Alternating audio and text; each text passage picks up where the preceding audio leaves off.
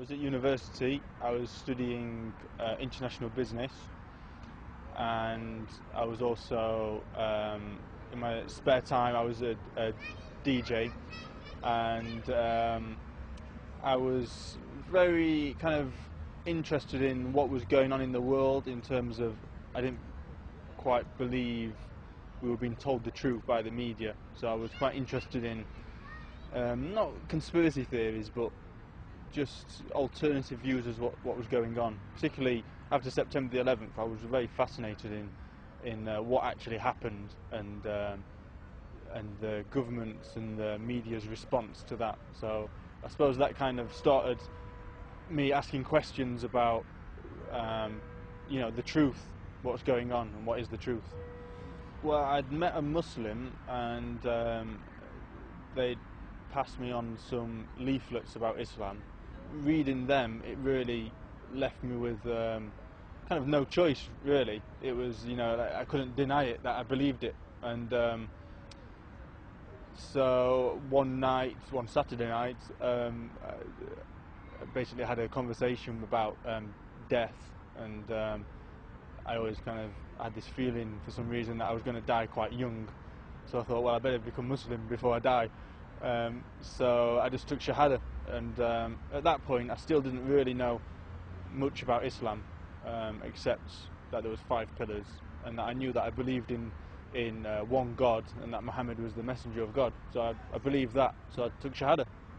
Well, it was probably quite a few months afterwards. I lost touch with the Muslim that I had initially met. So at that point I didn't actually know any Muslims, and it was just kind of me on my own doing what I thought was Islam, and then I was just lucky to meet some Muslims just randomly at the job I was working at. They came to the shop, and I just started to hang out with them, and they became good friends for the next few years. They were also new Muslims as well. So I was amazed, because I didn't know that there was any other people who embraced Islam. So it was just a real blessing, and so obviously spending time with them, I learned a lot more about Islam.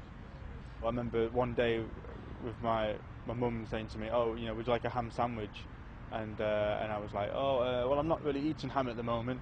Which was like, "Oh, why is that?" And I was like, "Oh, since I became Muslim." And he was like, "What was that?" And since I became Muslim.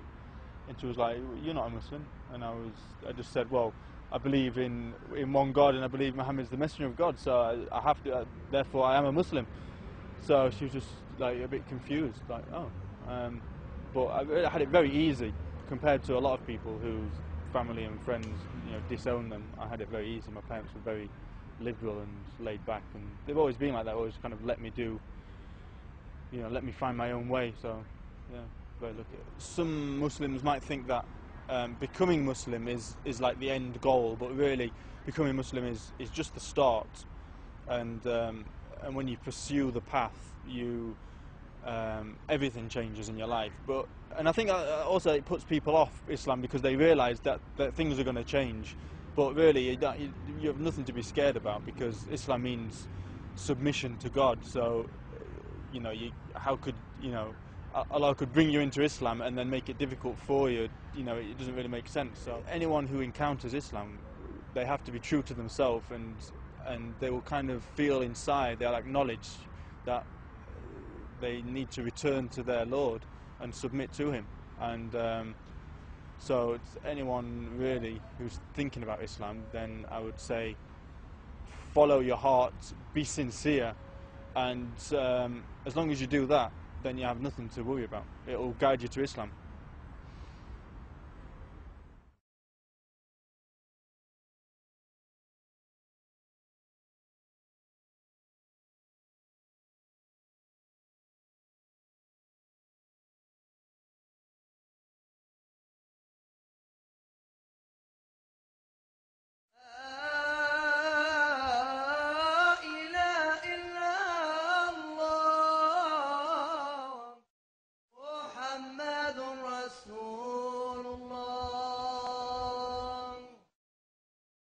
Before I was Muslim, I was a typical, what you could class as a British lad. I used to go out drinking on a Saturday evenings, all that kind of thing.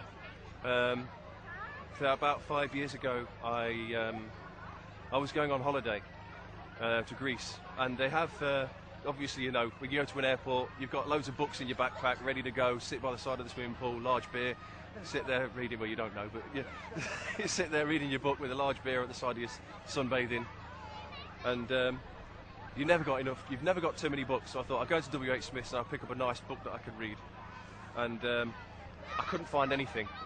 I got my rucksack on my back, and as I turned around to leave, I knocked a bookshelf and all the books fell off, and not one to be a bit awkward, so I picked everything up, and the books were all one book, and it was by a Western author called Barnaby Rogerson, and he wrote a book called An Autobiography of a Prophet Muhammad, Islam. And I read the first page, and it looked interesting. I read the second page, took it to the counter, I bought it, and I took it on holiday with me.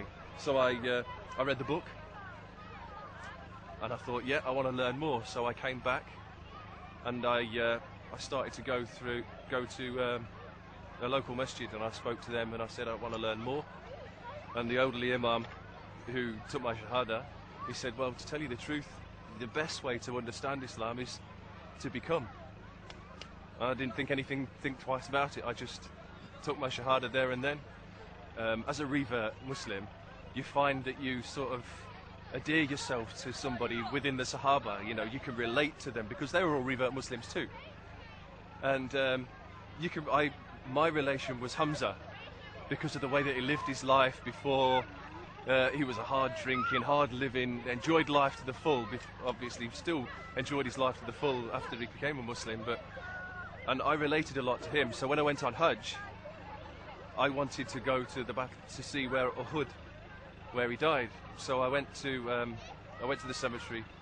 They got off the bus, and as I was walking across, it was like I was walking through treacle.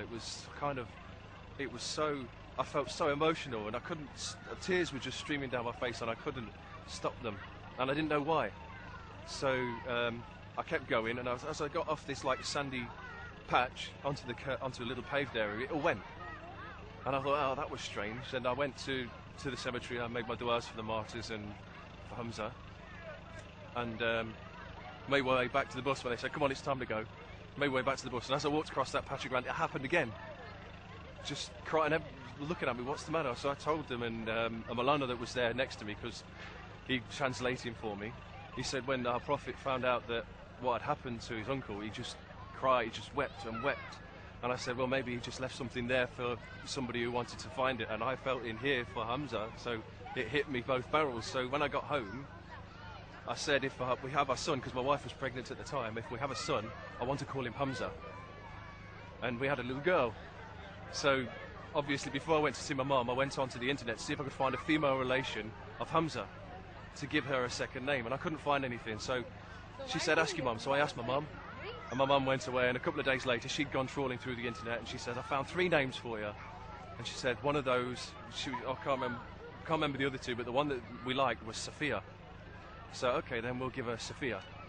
And a few months after we'd done that, I was feeling pretty depressed and quite down. I've got a book called the Fazal Alimal, and I just open it up just to read and see what there is in there, and I was reading about the aftermath of Uhud.